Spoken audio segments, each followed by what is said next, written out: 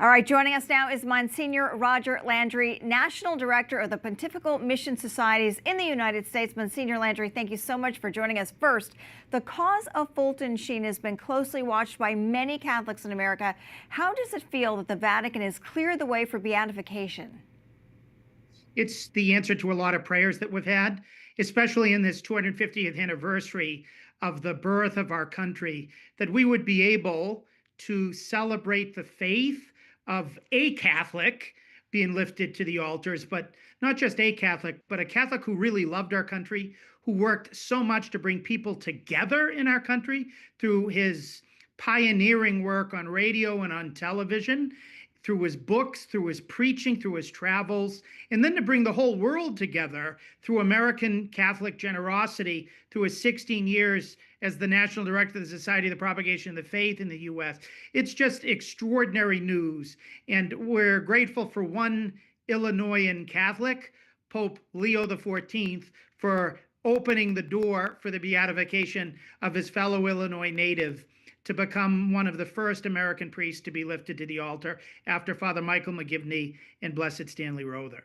Now, in a piece you wrote just today for the National Catholic Register, you said his homilies and sermons would pack churches and even stadiums. What made him such an effective communicator?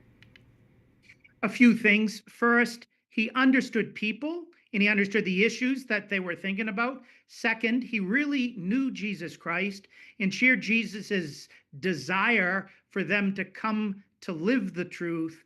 And then third, he was possessed with the Holy Spirit's special tongue of fire. He was so eloquent in the ways that he was able, standing one foot in the daily newspaper and the second foot in the fonts of the faith, to be able to articulate not only what we believe, but why we believe with infectious enthusiasm, so that so many people wanted not just to know what he was saying, but to live that word.